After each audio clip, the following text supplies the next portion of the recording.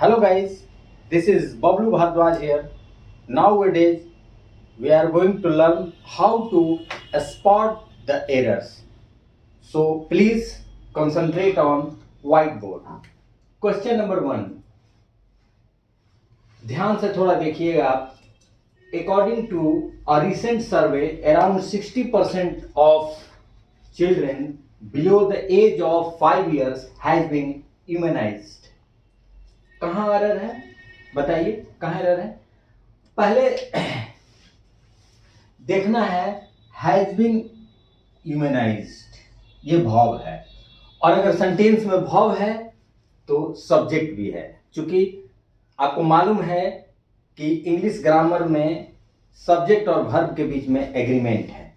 तो अगर किसी सेंटेंस में वर्ब है तो निश्चित रूप से भी उसका सब्जेक्ट है. तो उसका सब्जेक्ट क्या है? यहाँ ये 60% ऑफ चिल्ड्रेन. अब यहां ऑफ है तो आप कहिएगा कि प्रीपोजिशन है, और प्रीपोजिशन जो है अपने बाद जो है ऑब्जेक्ट लेकर आता है. लेकिन एक बात मैं यहां बता दूं, यहां एक्सेप्शन है थोड़ा. क्या है? ये 60% नहीं होगा, क्योंकि फ्रैक्शन और परसेंटेज, आप इसको नोट कर लो, फ्रैक्शन और परसेंटेज कभी भी सब्जेक्ट नहीं होगा. क्या? फ्रैक्शन और परसेंटेज को कभी भी सब्जेक्ट के रूप में नहीं रखा जा सकता है. इसलिए यहां सब्जेक्ट क्या है? चिल्ड्रेन. क्या है सब्जेक्ट? चिल्ड्रेन. अब आइए वही सब्जेक्ट वर्ब एग्रीमेंट वाला वर्क कर लिया जाए. चिल्ड्रेन क्या है?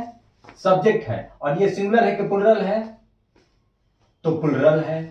तो अगर चिल्ड्रेन प्लुरल है तो वर्ब भी क्या होगा? प्लुरल होगा. और ये हैज क्या है?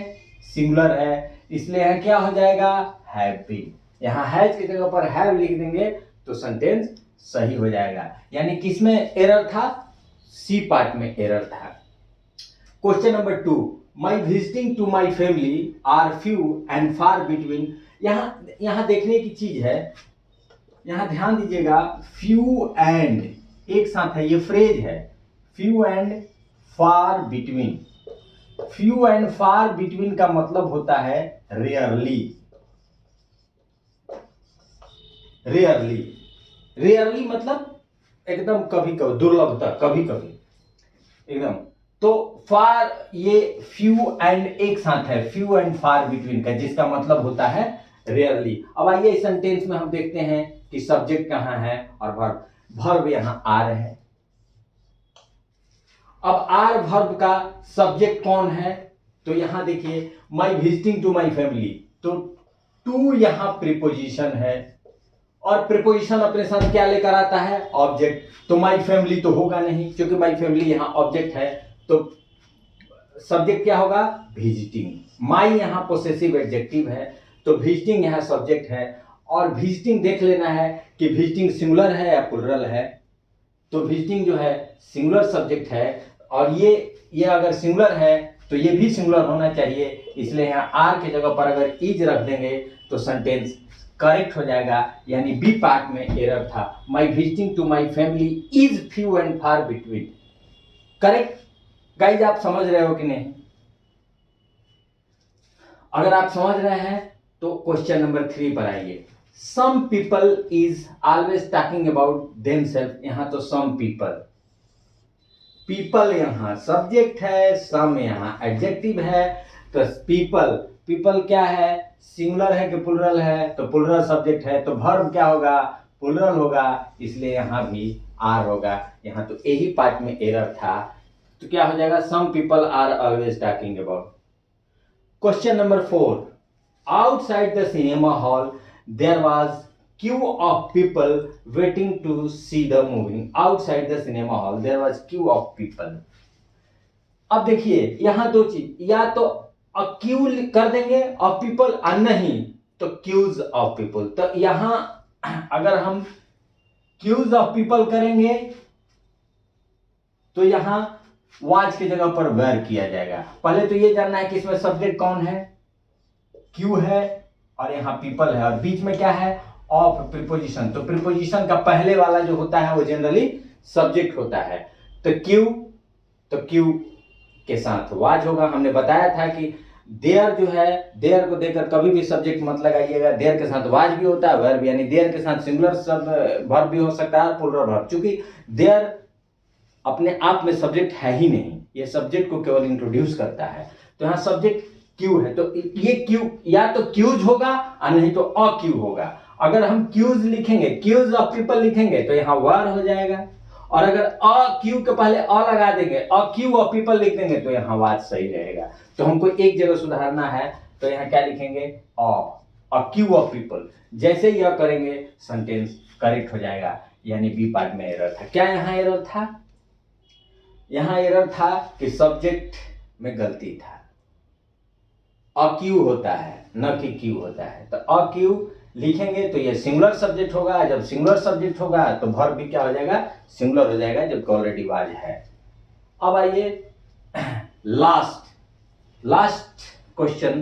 This essay is divided into 5 paragraph and every of these has been 7 sentences.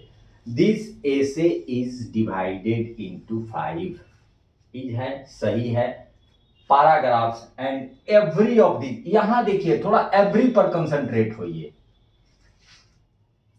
अब अगला नेक्स्ट क्लास में जब हम ग्रामर एंड कंपोजिशन हम लोग पढ़ना स्टार्ट करेंगे, hot rules of grammar and composition जब पढ़ना स्टार्ट करेंगे, तो आपको उसमें बताया जाएगा कि ईच और एवरी में क्या अंतर है।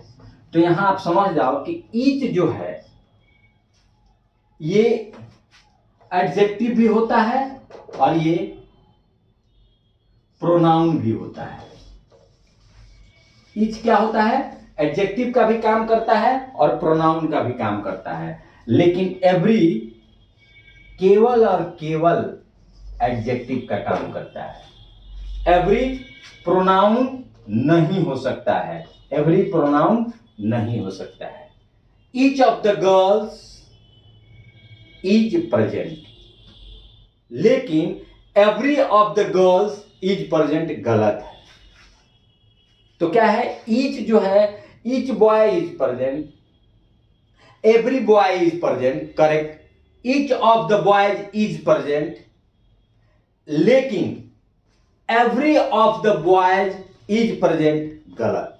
चूंकि एवरी प्रोनाउन नहीं होता है, और जैसा कि आपको मालूम है कि सेंटेंस में सब्जेक्ट बनने के लिए या तो उस सब्जेक्ट को नाउन होना पड़ता है या प्रोनाउन होना पड़ता है। तो यहां एवरी केवल एडजेक्टिव का काम करता है और ईच एडजेक्टिव और प्रोनाउन का दोनों का काम करता है। तो यहां एवरी ऑफ दिस, यानी एवरी यहां सब्जेक्ट के जगह पर है, ऑफ देखो, ऑफ यहां प्रीपोजिशन है और ऑफ के पहले एवरी जो है यहां सब्जेक्ट का काम करेगा। और सब्जेक्ट कोई वर्ड तभी होगा जब वर्ड पार्ट्स ऑफ स्पीच में या तो नाउन का काम करे या प्रोनाउन का काम करे, और ये दोनों में से कोई नहीं है, बल्कि एवरी एडजेक्टिव का काम करता है।